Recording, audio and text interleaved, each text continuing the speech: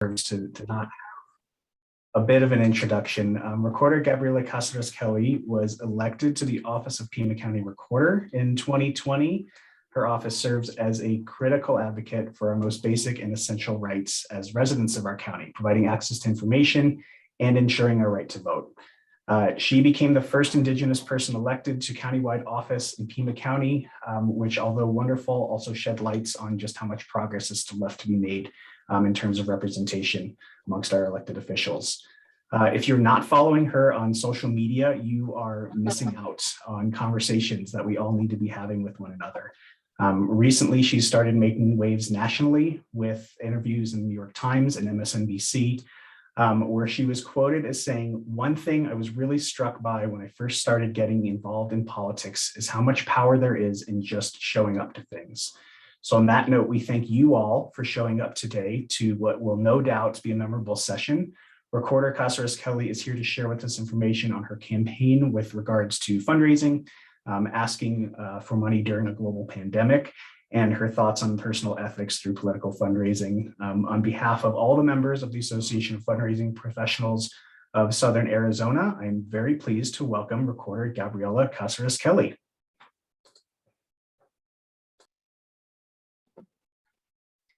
Skuktash, everybody. Anya Chugi, Gabriella Cázares-Kelly, good day. My name is Gabriella Cázares-Kelly. I'm from the communities of Bisinmoo and Gook, which are located in the Donald Nation, which is right here in beautiful Pima County. Anya Wood, Pima Chukran Ohahandam. I am the Pima County Recorder. I actually just learned how to say that recently, and so I'm incorporating that into my introduction. Which I always give anywhere I go, which has been part of this fundraising and how I have figured out my way into this space. Even something as simple as an introduction, and my apologies, my pronouns are she and her, but even the way that I was introducing myself, which is a way that I have done for the past 10, 12, 15 years, I don't know, always introducing myself in that way in native spaces or non-native spaces. And then when I became a candidate running for office, suddenly I had to rethink everything, and whether or not that was something that I had to sacrifice to meet the 30 seconds that I was given. If I was given 30 seconds to speak, or 2 minutes to speak, or 5 minutes, or 20, how much of my time was going to be spent staying true to who I was. And so there was a lot of juggling that I had to do, a lot of self-reflection in order for me to move forward in the way that I did.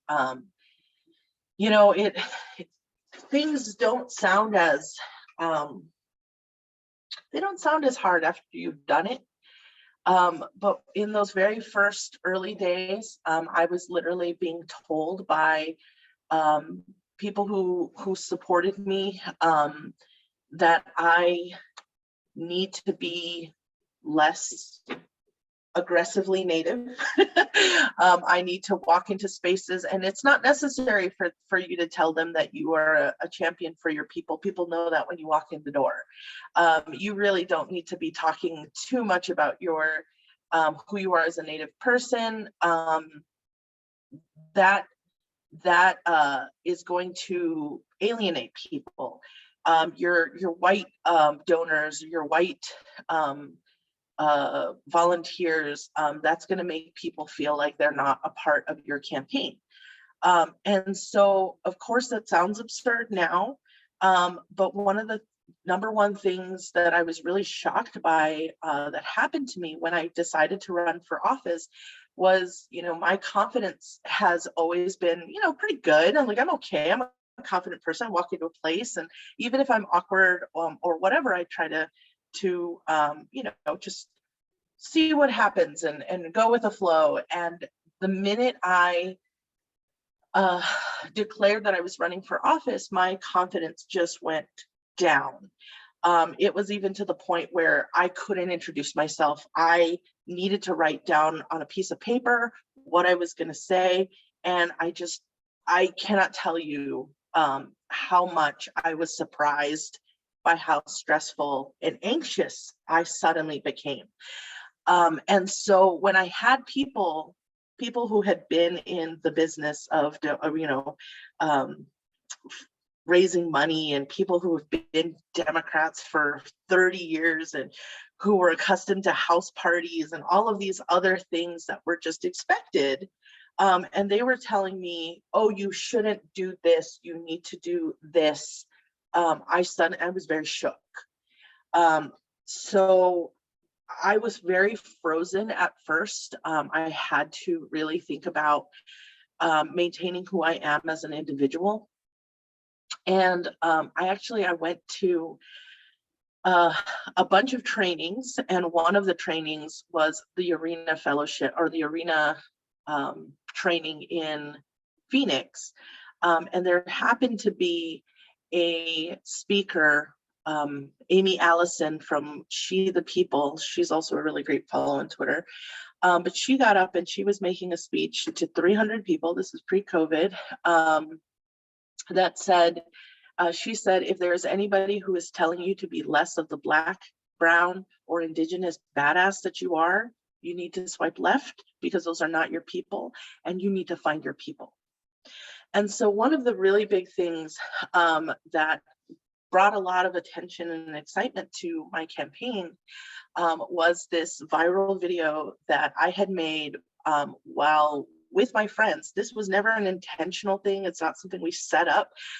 It was me playing with my friends on scooters in DC. We were there to lobby, but we also just try to have fun whatever we do. And the entire trip, we're a group of natives walking through non-native spaces. So we're walking into the airports and people are just like, look at all these natives. And, they're kind of like, what is happening here? There's something going on here. And we got a lot of attention because we're a group of minorities. And so I kept joking around with my friends, and I kept saying, like, excuse me, we're VIP. Excuse me, we own this land. Excuse me, you're on our traditional lands. Thank you. Indigenous badasses coming through. We kept saying things like that throughout the, for on the sidewalks, in the metro, all through DC. And normally the majority of the group that I was with is Otham, and I would normally use Otham.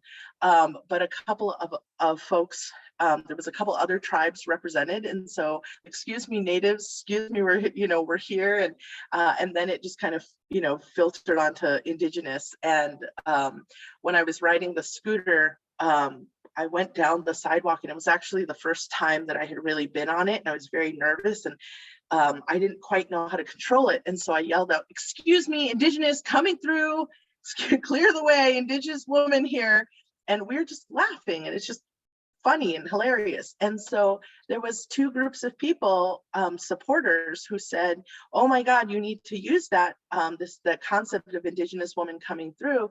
And then there was this other group of people saying, like, no, that's you're going to alienate people. It's not going to be good.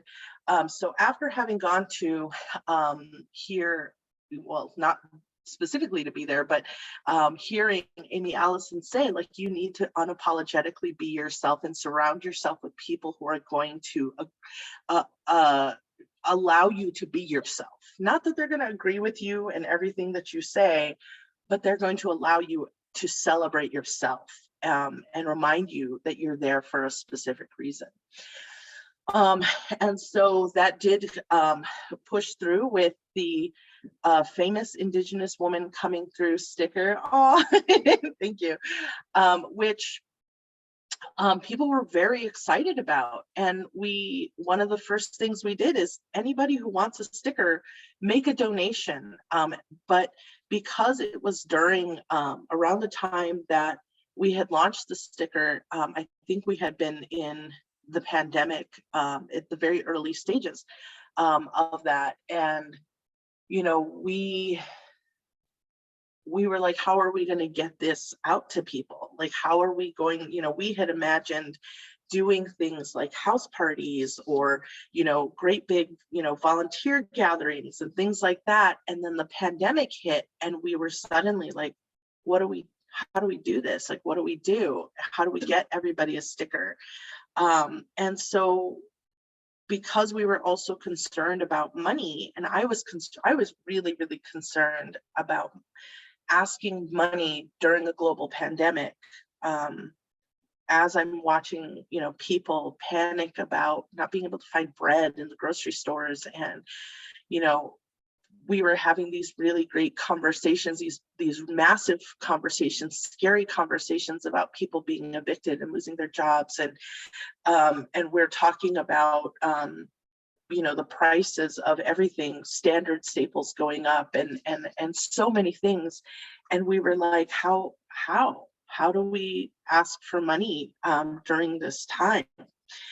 And so what we said was, send us at least $1, send us $1, whatever you would, because then it helps us to get, in our system. And it was just, we threw out the amount.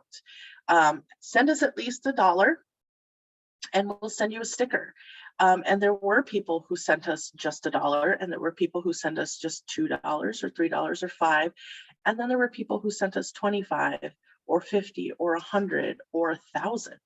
And it was so shocking and surprising, but everybody really, really wanted to have one of these. Like, this was a must have.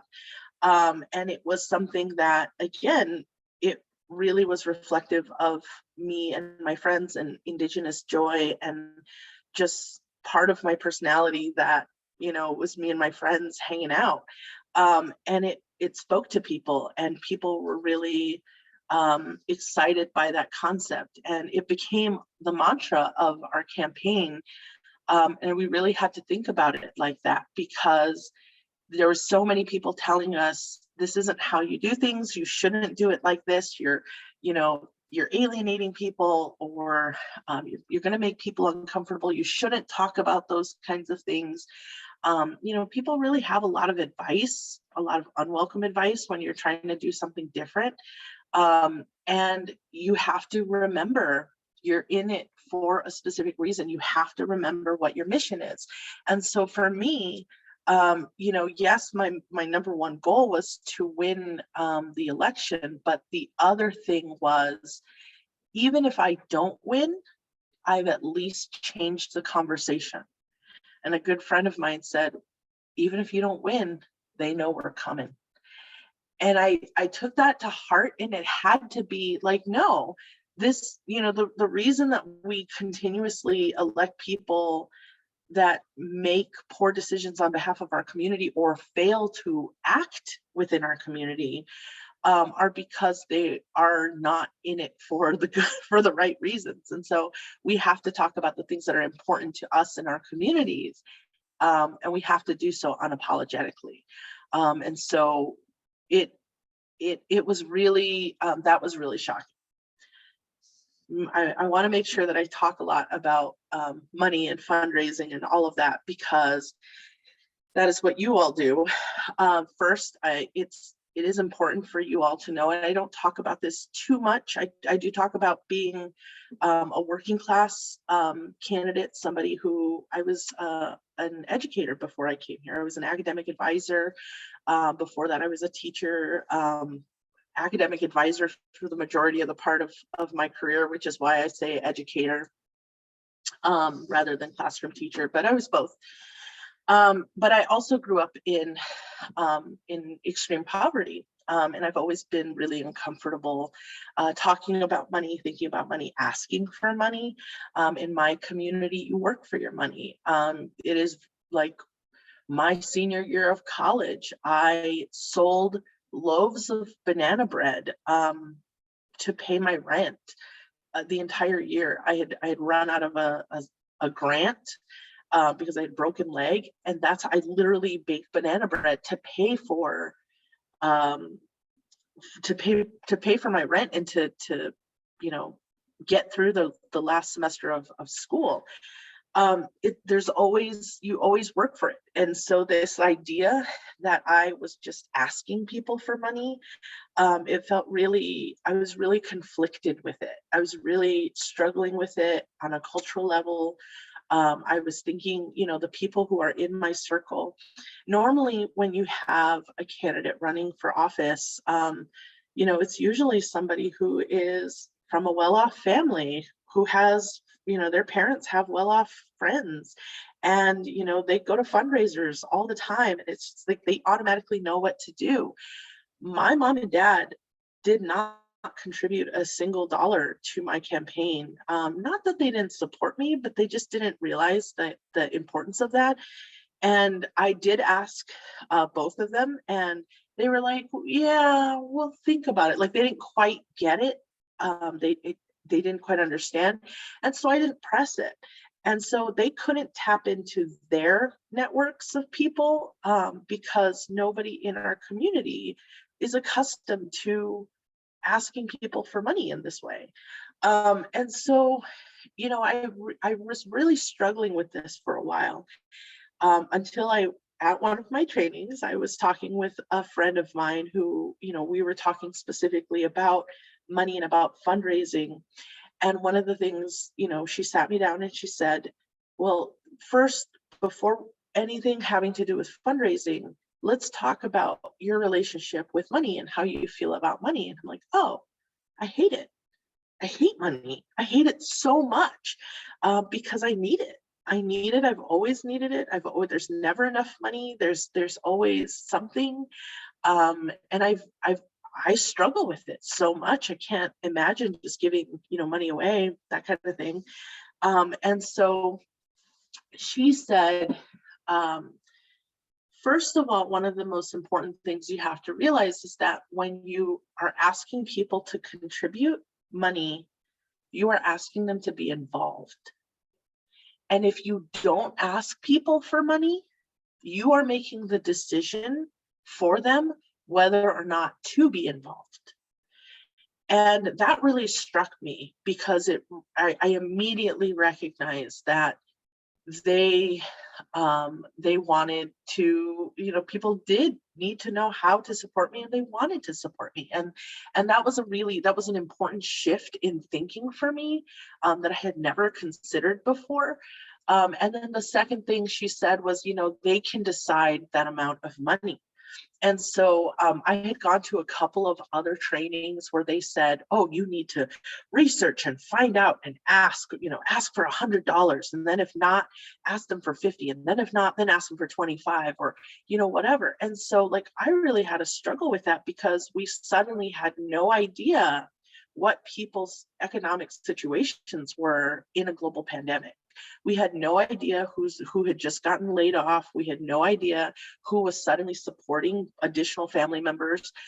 We had no idea what was happening with people. And so the best that I wanted to do and I could do was, if you can you contribute? This is how it's really important. It's a little embarrassing now, but when I first determined my goals for fundraising, they weren't based on numbers or data. They were based on what I felt in my heart would be the most appropriate. This is probably the best I can do. If I work my butt off, I can probably get about $10,000. That's going to be my goal. It doesn't sound so ostentatious, but that's a really nice used car. And that's what I kept thinking, what in my life is $10,000? That could be two really nice used cars. That's a lot of money. And it was a lot of money for somebody like me, an educator, who's struggling as an educator. And so, we had been thinking about all of the traditional forms of fundraising, getting people the envelopes, doing call time. doing house parties, all of those kinds of things. And then of course, everything really shifted with the pandemic. And even if you were doing call time, you were having to incorporate the additional time to say, hey, are you okay? What's going on with you? How's your family? How's your health? Are you guys okay? And so it was really not all of the formulas that I had been trained in, all of those ways that I had been trained in suddenly weren't really applicable and they weren't helpful for us. And so, you know, I was still needing to raise money. And so we started, a lot of things we found out kind of by accident. One thing is, you know, as Scott had mentioned, I'm talking about things that other people had never really considered before. Every single time I wrote a post, which social media, you're trained to be short. You need to be as brief as possible. You need to get your ask out there. You know, whatever it is, you need to be brief. I'm not a brief person. I cannot be a brief person. It is almost impossible for me to be a brief person. And so when I'm writing things or I'm thinking about things, I have to take the space that I need to do that. But I was at first trying to really conform myself to the way that other campaigns did it. And I literally, there was a time when I wrote a letter and I had a fundraiser friend look over, you know, this letter for me, and he starts putting in, you need a hyperlink here, you need a hyperlink here, you need a hyperlink, 5, 10, if you agree with this, 5, 10, $25. He goes, nobody's gonna read your whole letter. And I didn't like it. I didn't like what he was saying. I didn't like that he was trying to get me to be brief. I didn't like it. And, you know, these were trusted people that I was surrounding myself with at this point. But I'm like, this just doesn't feel good. How about I just write something, see what happens? And we would, you know, put up like a social media post and ask for some money, you know, and I would always put, if you can. That was so important to me. Like, if you can, and if not, if you can't give us money, you can help us by sharing this, by liking, by leaving us a comment, because then we were depending on algorithm boosting in that way. But we would get maybe 20, 30 people donating small amounts of money to the campaign just from a social media post. And what I was really struggling with was recognizing that I was using Facebook, but was also getting quite a lot of traction also on Instagram and on Twitter. And I wasn't really comfortable with those platforms at that. I'm still not comfortable with, even though that seems to be Twitter, I seem to be popping off on there. I don't know. I don't get it. But having to then, you know, cut and paste and recreate that and try to capture that magic that was happening in those platforms onto, you know, and to create that into dollars, that was really shocking. And then having to build, you know, what were we doing with that, and building a email list. And so the other thing that my friend who had talked to me about my relationship with money, the other thing that she had really stressed to me was that part of the thing about my work is that I am not, you know, we talk a lot about the need to pay Indigenous folks for their time and their money, and recognize I have been doing the work. And so I have never asked for money before, but my community has seen me out there volunteering. They have seen me, you know, standing up and speaking out, and they have seen that work. And now we're asking, you know, so even that concept of you aren't working for this money, that's not true, because you know, you're bringing community with you. You're bringing that work and that experience and those stories with you. And people know that. and that's why they won't be upset with you when you're asking for money. And that to me was also really profound, because it allowed me, it allowed me to give myself permission, to think of that as work, to think of all the advocacy, all the volunteering, all of the community outreach as work, that deserved compensation, that deserved some kind of recognition and financial support. So during this time, I was raising money a lot on social media, and I was really uncomfortable with emails, and I was really trying to conform those emails to a specific standard to look like literally the gobs and gobs of horrible emails that you're getting. And I hated them. I hated all of them. Like, I was just reading them like, these are greedy. I don't like this. This is awful. And so I would really spend a lot of time in the plan. The original plan was everyone from the team was going to write something about why they should donate money, and it would appeal to different audiences and whatever. And that was the original plan. And then I would sit down and I'd be like, what is something that I want to write about, or something that's happening? And I would write a really long email. It was really long sometimes. And only at the end, because I really hated the multiple links and everything, I would just put it at the end, like, hey, if you can, by the way, I need, or could you forward it to somebody or something like that, always being mindful that people were struggling.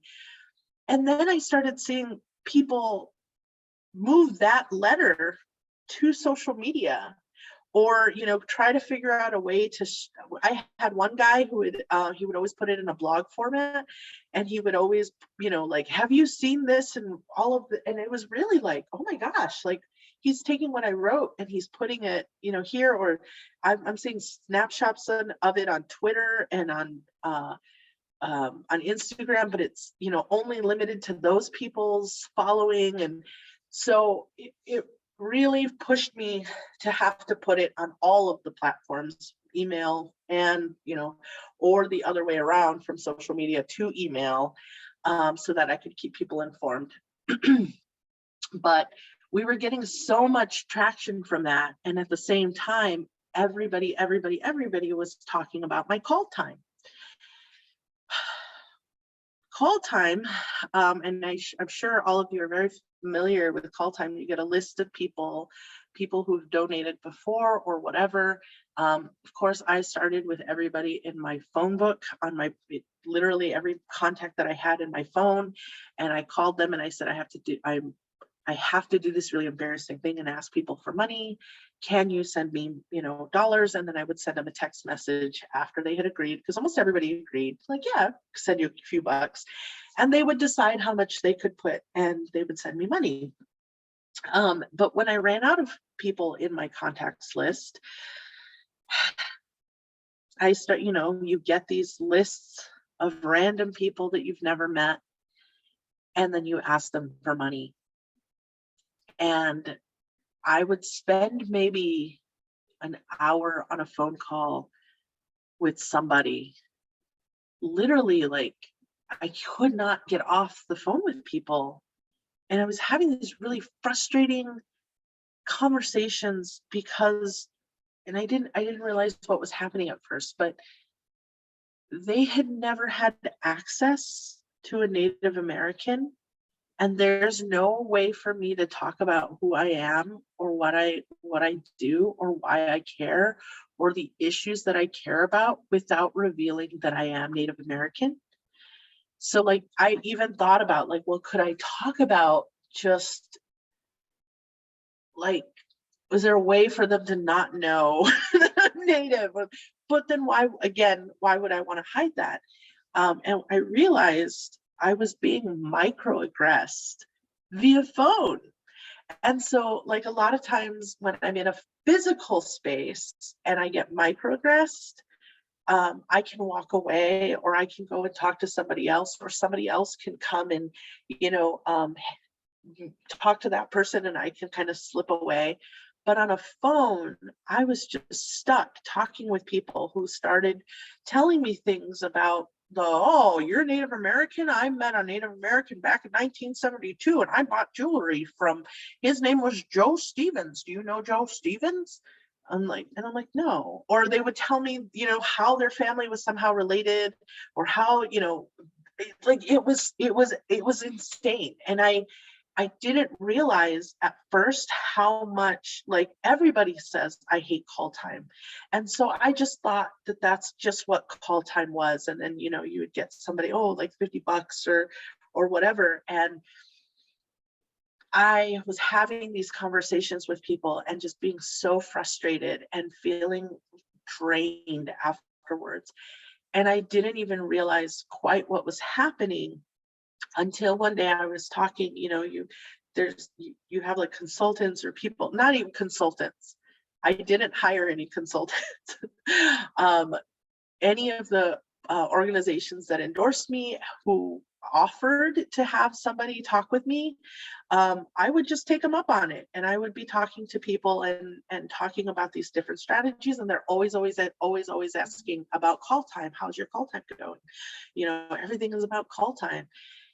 And I was, having this conversation and just talking about how aggravating it is, because I feel like I'm giving people front door access to me and my personal life. And they're asking all of these really inappropriate questions. And the person says like, well, why don't you instead just only stick to email? And what?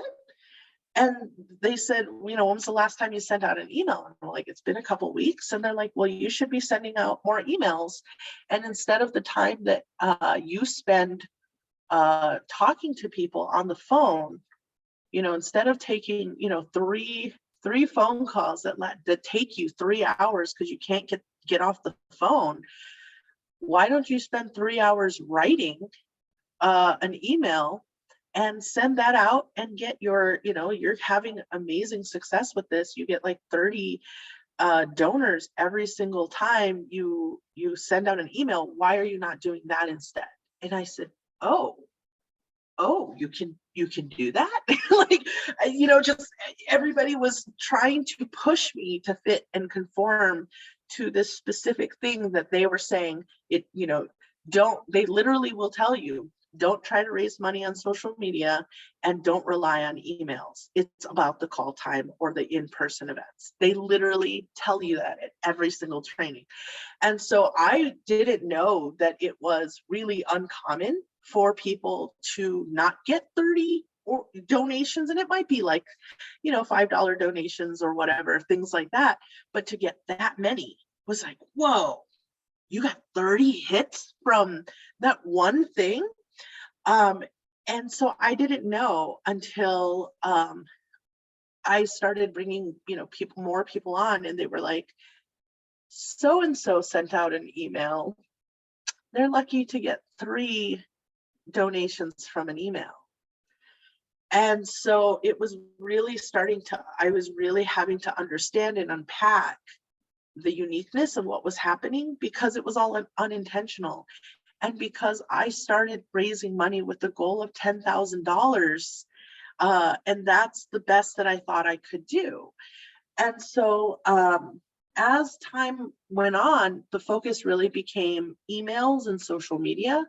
And people were demanding merch.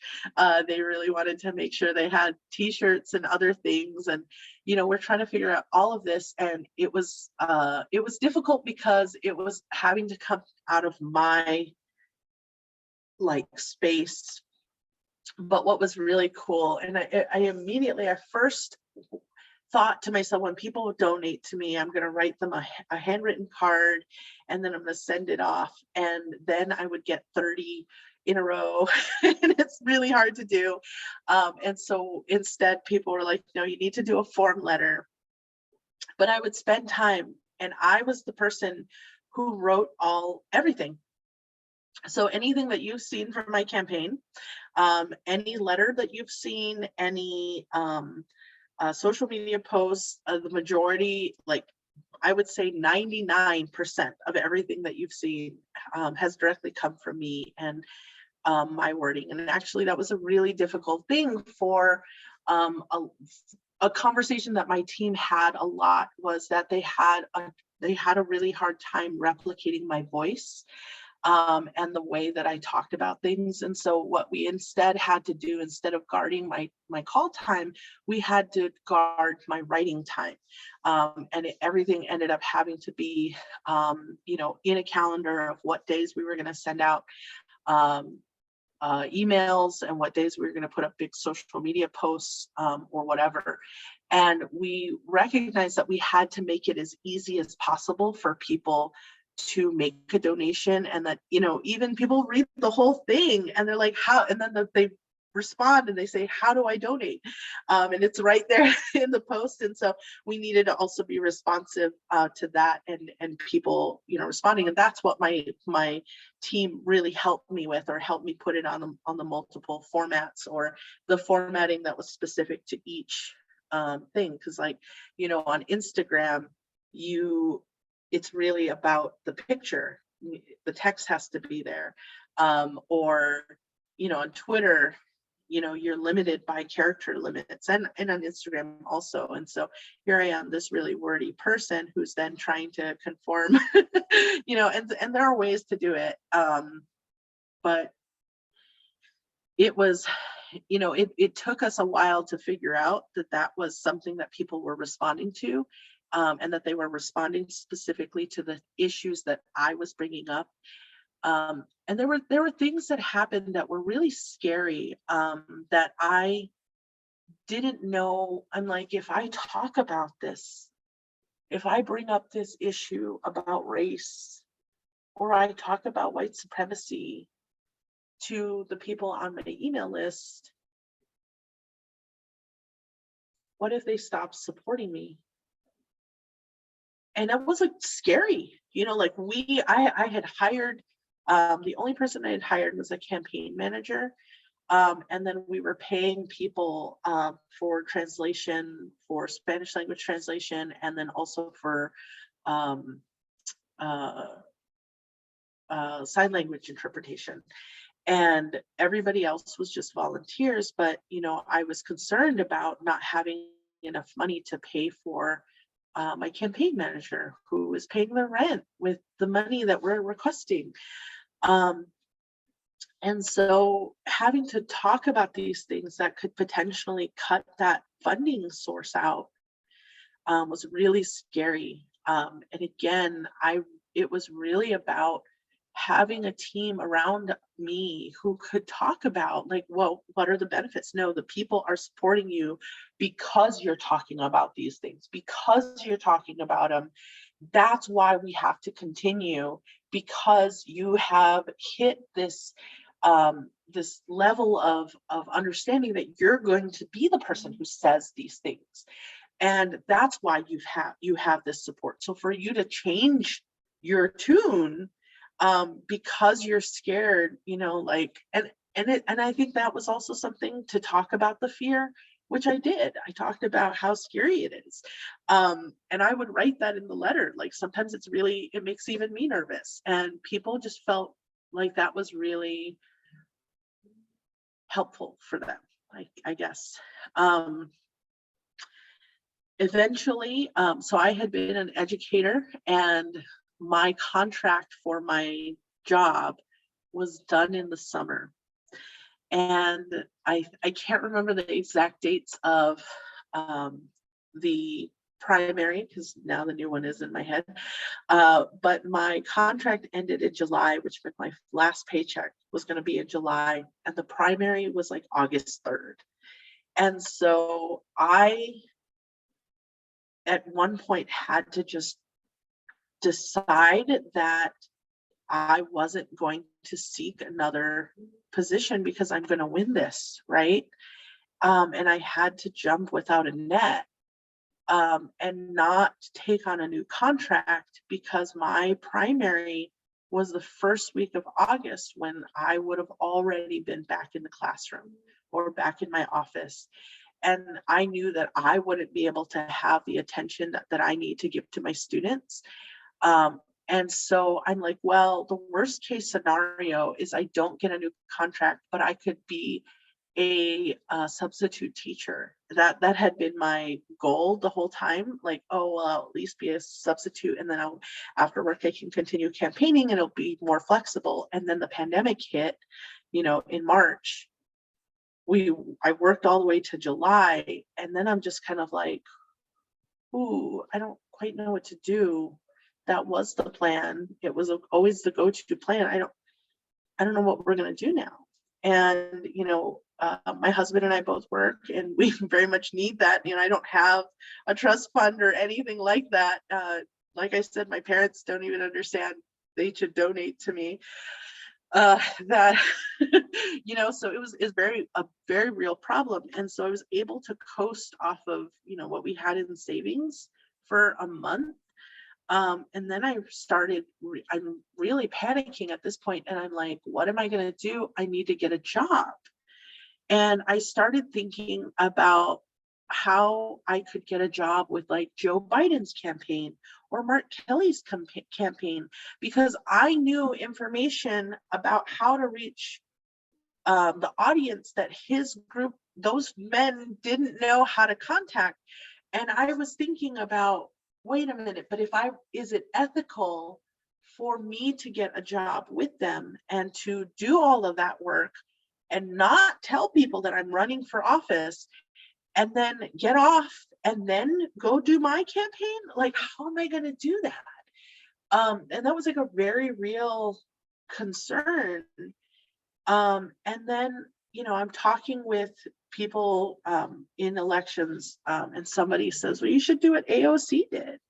And I'm like, bro, I am not AOC. I'm not AOC. I can't just, what? But they're talking about how Alexandria Ocasio-Cortez paid herself from her campaign because she was a working class candidate. And, here I am thinking about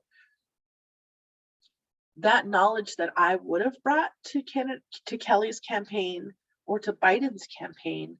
And I was realizing, like, even the work that I'm doing with my campaign benefits those men. I'm just not getting paid for that. In the meantime, I very much have children. I have, a mortgage. I have to figure out food. We're in the middle of a pandemic, like, what am I going to do? And so I made the really hard decision. I talked with my entire team about it. There was a lot of tears, a lot of tears. And I decided that I would pay myself $10 an hour just to get by. That was the minimum that I could do. And I sent out emails talking about it. And I got a ton of donations, because I talked about it, because I talked about the struggles of being a working class candidate and what that money really meant for us and for our family while we're doing this work. And so I had the support of my base of the people who had been following me, and they're like, oh yeah, duh, of course you should be paying yourself and paying Indigenous women for their work, and yeah, you're helping Joe Biden, and yeah, you're helping Mark Kelly. And it was kind of like this no-brainer. I'm like, oh, okay, like, all right, we're okay. But then at one point, this was, and we never hid anything about that. We talked about it. I started off with $10 an hour, and then my team said to me, like, why are you, somebody who, is championing $15 an hour minimum, because I think that's still minimum. It really should be higher than that, right? We should be talking about $20 minimum pay. But why are you paying yourself $10 an hour? And I'm like, well, I don't want to be greedy. And they're like, is $10 an hour greedy? Is $15 an hour greedy? Like, what makes your work less worth $10, 15 versus 10? And so my team had to drag me there to realize that, yes, we could at least do $15 an hour, which is what I was paying my campaign manager at the time. And so we, funnily enough, my Republican opponent after he hadn't apparently been paying attention to my campaign so much. But when my campaign finance reports came out, he saw that I was paying myself, and he wrote about it on his social media, and he tried to make it into a scandal. And again, I sent out an email, and it resulted in, I believe, $20,000 in donations in the course of a day and a half. I think it was around that much money. People were like, no, we're not having that. We support working people. We support what you're doing. We see the work. This is a non-issue. And his white supremacy ultimately ended up being one of the biggest fundraising days that our campaign ever had. My campaign ended with, or since January of 2020, which is when I started taking campaign contributions. This is the only online. I don't have the exact numbers of the small envelopes of cash every once in a while we'll receive, or anything through the mail, but just online contributions, 3,317 contributions to my campaign, with an average contribution of $39.31. And we raised $130,000 online. So a lot of it, and sometimes I feel, and I thought about that when I was asked to come and speak to you all about what it was that we did. And I feel like even I don't know quite the magic that happened. I don't quite know how to bottle that, recreate that, or what, because in that moment, during that time, like it was so relentless. It's just so, you're just moving so much. But ultimately it was doing things that made sense to me as a person, that allowed me to speak on, talk about the things that I wanted or needed to talk about. And sometimes it didn't always even have to be a campaign ask. So like around Christmas time this year, I sent out a letter just talking about past Christmases, and on everything, my team will always put the donation link, but we didn't even ask for money. We didn't even ask for it. We just wanted to make sure people were okay. And so we sent out something about people just, like, hey, don't worry, you're doing okay. Like, this is a hard time of year. And people sent us money. And so it is really weird, because I feel like campaigning never really ends, which is also a really weird thing. When my Republican candidate tried to throw me under the bus for paying myself in my campaign,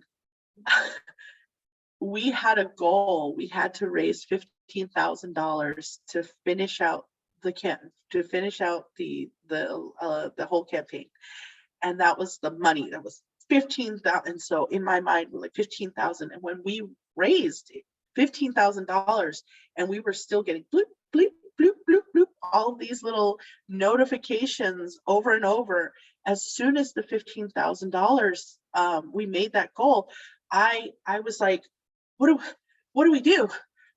How do we tell people to stop giving us money?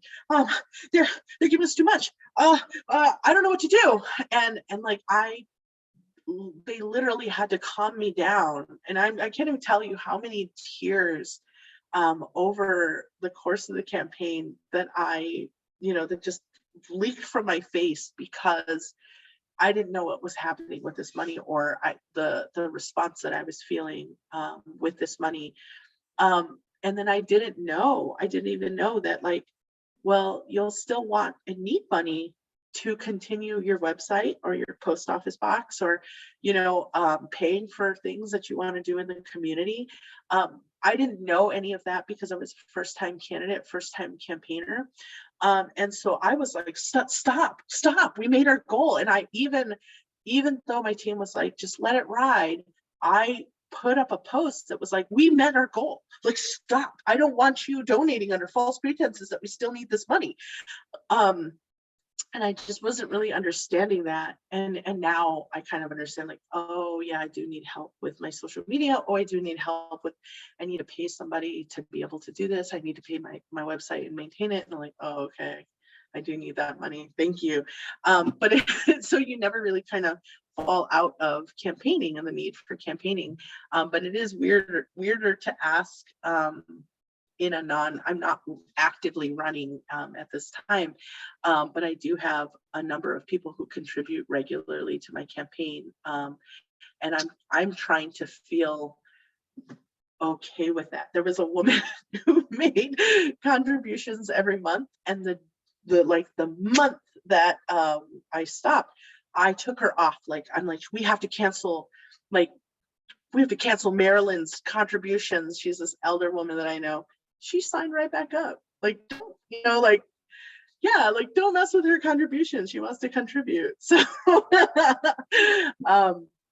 but I know that's taken the majority of the time, but I'll try to stop there. And if you guys have any questions, I'm open.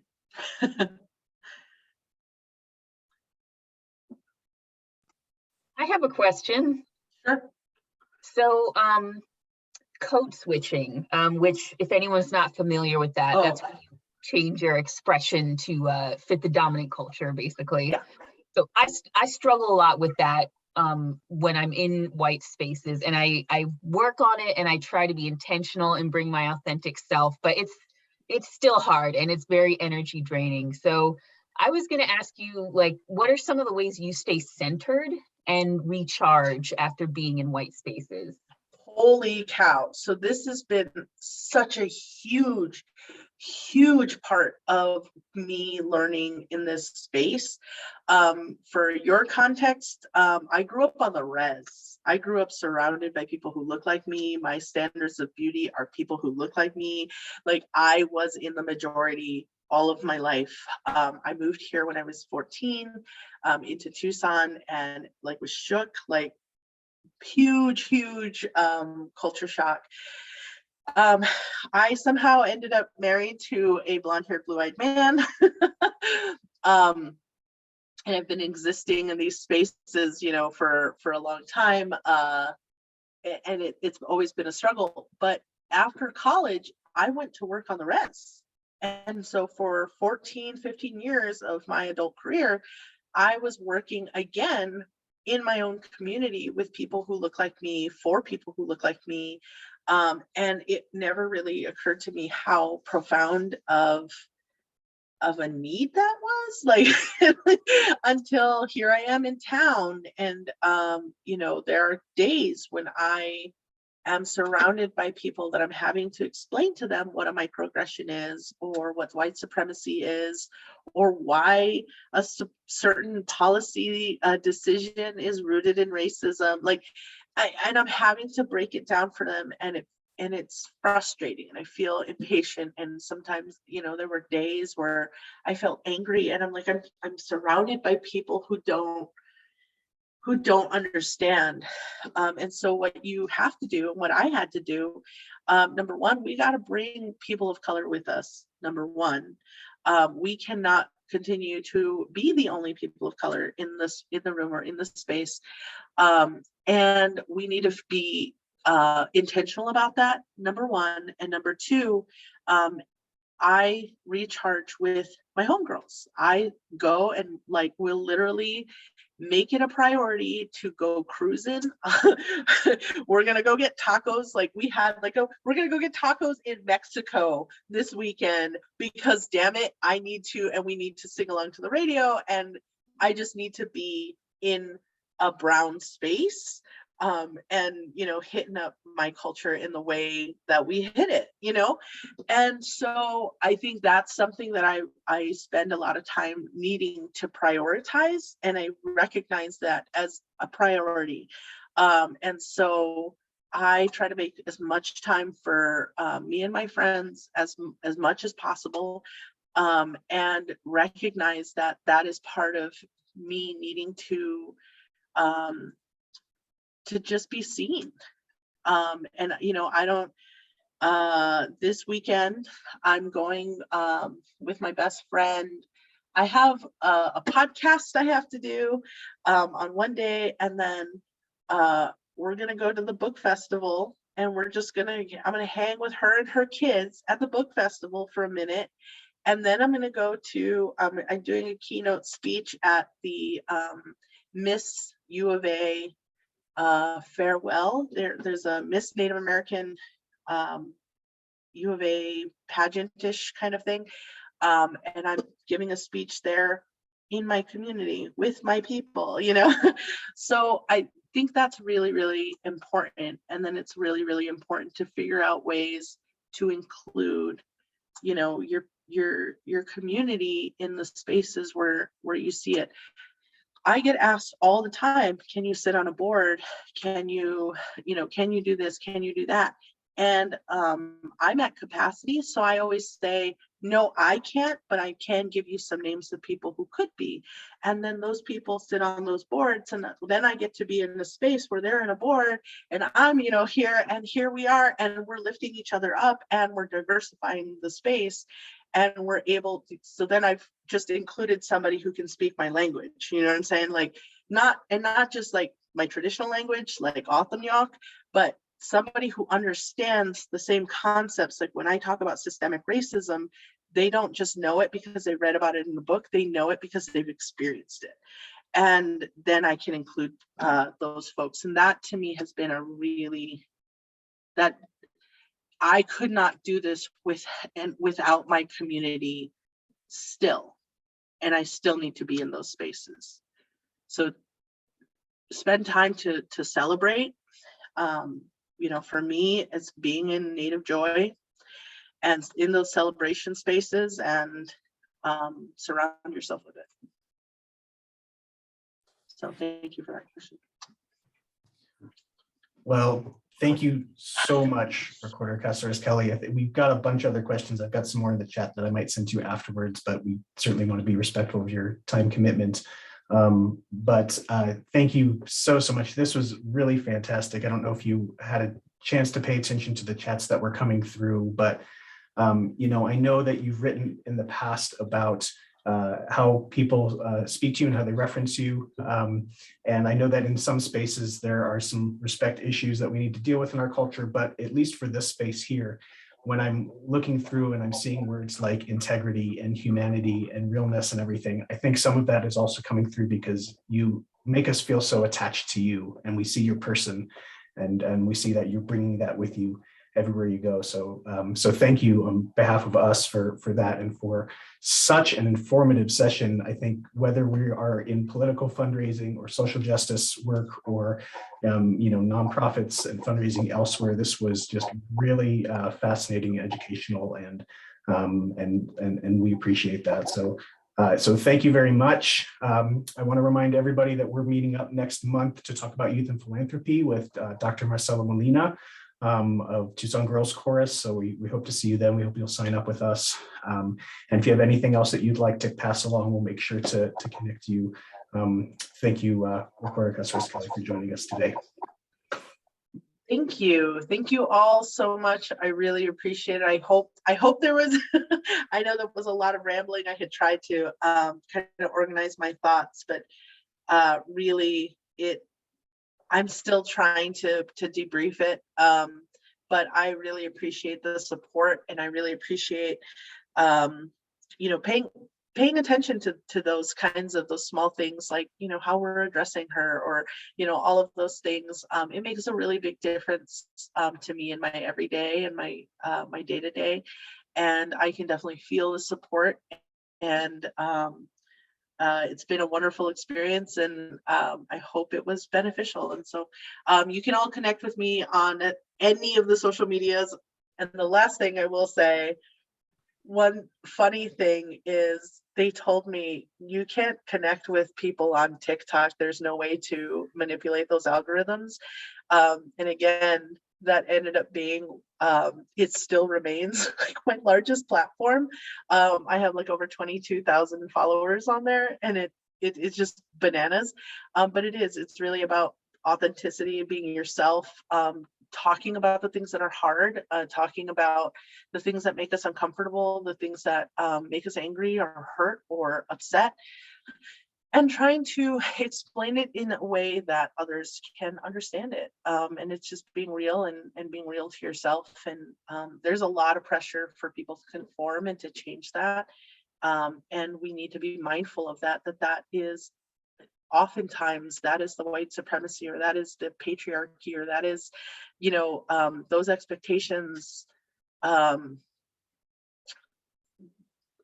We need to move beyond it, and we need to do things differently, because if we don't, it's going to stay the same. So good luck to you all, and feel free to reach out in any other way. I'm on all the social medias. It's ridiculous. I thank you